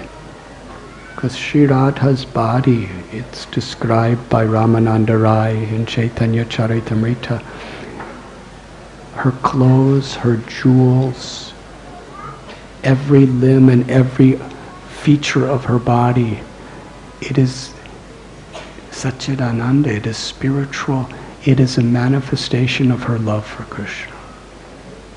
Every part of Sri Radha is an aspect of her ecstatic, infinite, ever-increasing love for Krishna. So upon seeing Sri Radha and the beauty of her glance, Krishna began to tremble. When that trembling, Govardhan Hill began to shake. And the elder cowherd men picked up their sticks. Krishna's getting tired. And they all put their sticks under Govardhan Hill. And they were thinking that they were holding it up. Madhu Mangal he was chastising them. He said, it's only because he's experiencing the ecstasy of his love for Radha. You think that you are holding up Govardhan Hill? My friend Krishna is the younger brother of Balaram, who has infinite strength. You are just uselessly scratching the bottom of the hill with your sticks. Krishna told Madhu Mangal, don't say these things about the Gopas. They are doing this out of their love for me. They are doing this to serve me, to assist me. Let them do. In this way, for 7 days and 7 nights, there was a continuous shower of love between Krishna and each of the Brijavasis. And meanwhile, the Samvartaka clouds, they became so exhausted, they went back to Indra and said, we surrendered to you, but now we have to surrender. We can no longer continue. And Indra was even more angry. And on Airavata, his elephant, he took every type of storm he could to try to blow Giriraj off Krishna's little finger. But in those 7 days and 7 nights with the worst hurricanes ever seen, the greatest rainstorms, because Govardhan was so pleased with Krishna's mercy upon him, in the form of Haridas Varaya, a servant of Krishna. In that whole 7 days, Indra did not have the power to separate a single leaf from the tens, hundreds, and thousands of trees on Govardhan. Did not have the power with all those winds to uproot a single blade of grass out of the hundreds and millions and trillions of blades of grass. He did not even have the power to move a single grain of dust. When Krishna wants to humble his devotee, it is thorough.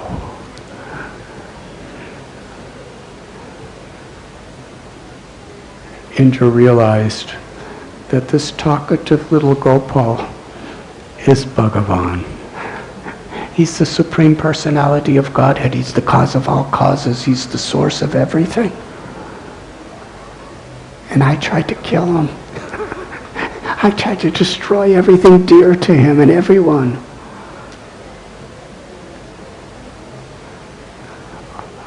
All the storms stopped, and the sun came out.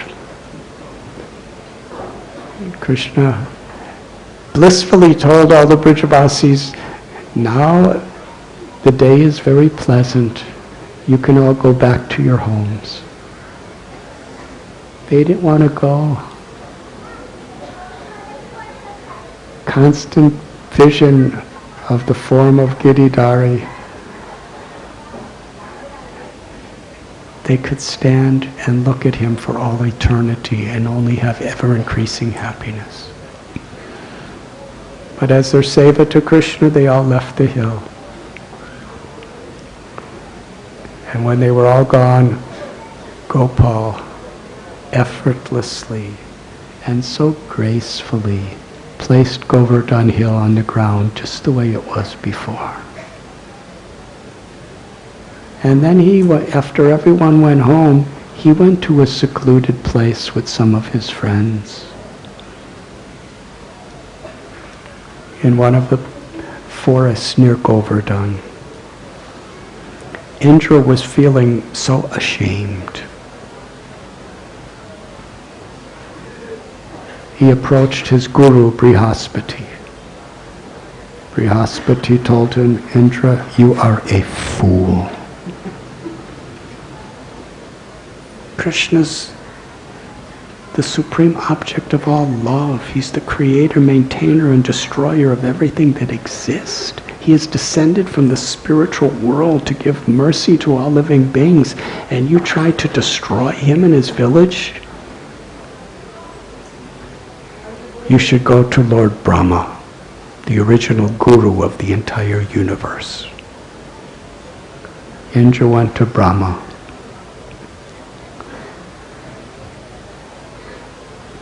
Brahma told Indra, you are a fool.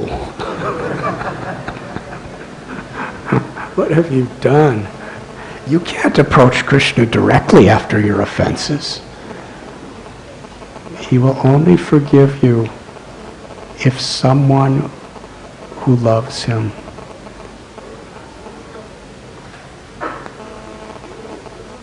appeals on your behalf.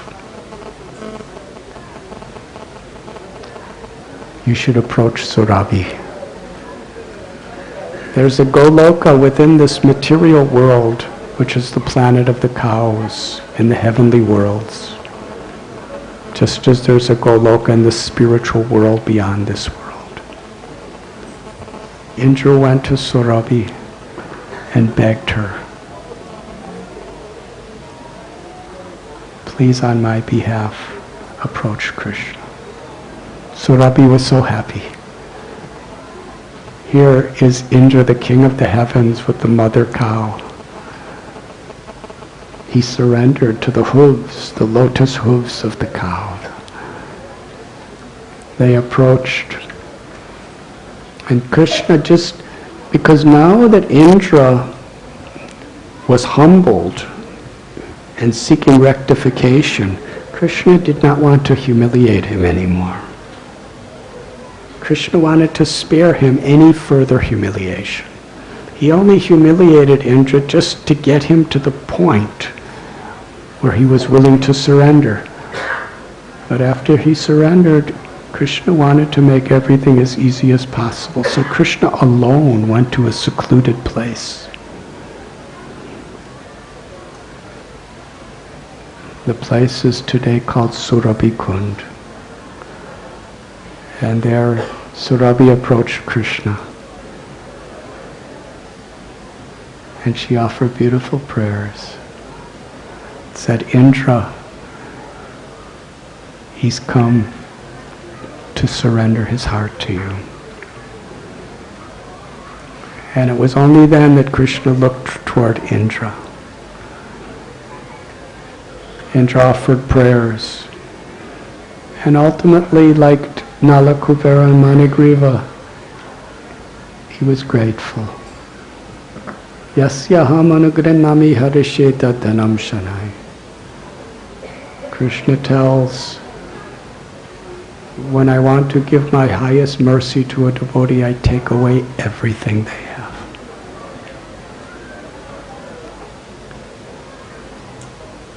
Indra prayed that I have done so wrong, but you are so merciful that you've done all this just to protect me and smash my pride. Krishna forgave him. Told Indra to go back and perform his service.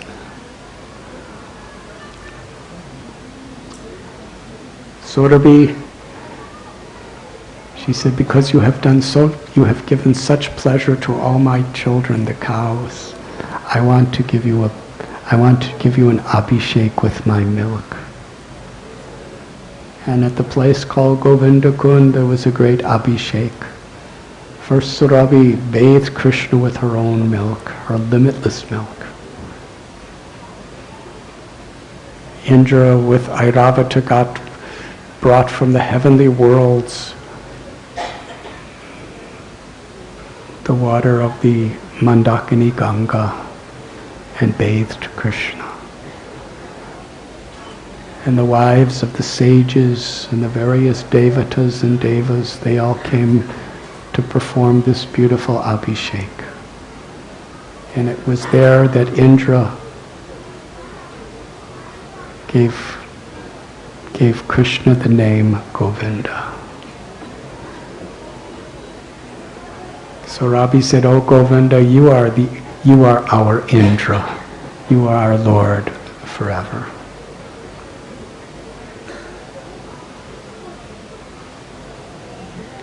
Govardhan Puja is the most beautiful celebrated festival in all of the world for the devotees of Krishna. All of you are looking at this incredible mountain, this Anakuta of Prasad, and you must be thinking, why is this lecture so long?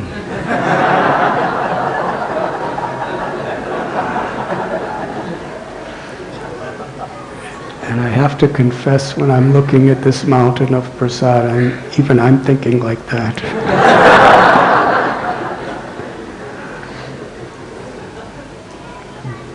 But Srila Prabhupada, as our Acharya, in his last days, he wanted to do parikrama of Govardhan Hill, which is a beautiful story. Madhavendra Puri discovered Gopal Srinathji at Govardhan Hill. Sri Chaitanya Mahaprabhu would not even walk upon Govardhan Hill because he saw it as the very body of Lord Krishna. Raghunath Das Goswami, the dearmost associate of Sri Chaitanya Mahaprabhu, Lord Chaitanya showed his supreme mercy upon him by giving him a single Govardhan Shila to worship. Raghunath Das Goswami lived at Sri Radha Kund near Govardhan Hill. Rupa Goswami, one of his bhajan kutirs was at Govardhan.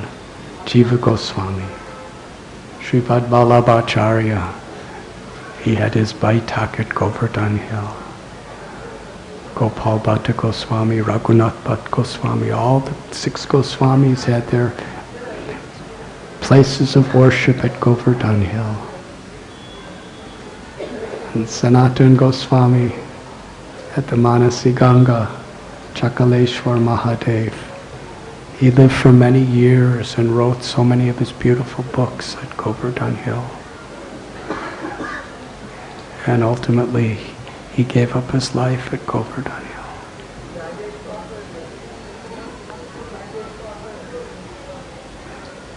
These great personalities, while they were at Govardhan, they would do the full parikrama every single day. Rupa Goswami writes that in this entire creation, the earth planet is the best because the Lord comes here in so many manifestations. And in the earth planet, Bharat, India is most holy. And within India, Mathura Mandala is most holy because that's where Krishna appears and performs his Leela. And the forest of Vrindavan is most holy because Krishna performs his most intimate Leela. And in the forest of Vrindavan, the holiest of all holy places is Govardhan Hill, where the most confidential sweet pastimes between the gopas and the gopis of Krishna are eternally taking place. And at Govardhan Hill, Radha Kund is the holiest place.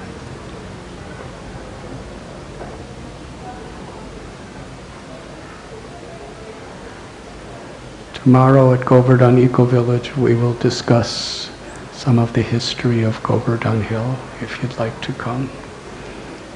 And also, like in our yatras, we're going to be having in a field little stoves where hundreds of people could cook preparations for the Anakut Giriraj. And now that I'm about to finish the class, Gauranga Prabhu will give you an official invitation.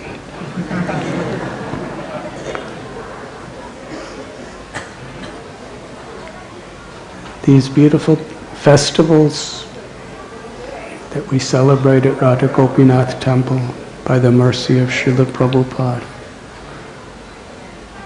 are great blessings. They provide the opportunity for us to be together and focus our attention on what's truly the most important thing in life, to become attracted to Krishna.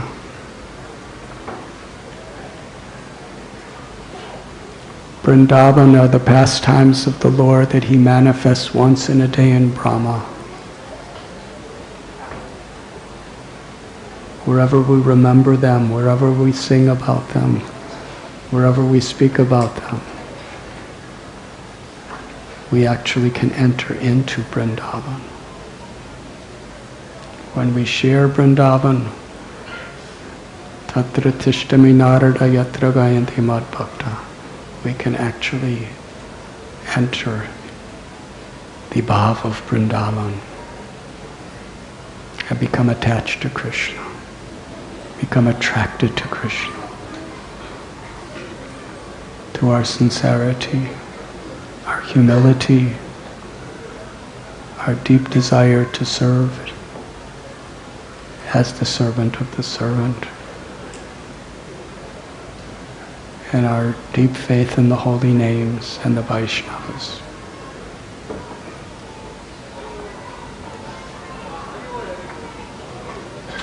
We could realize Vrindavan within our own hearts. Thank you very much.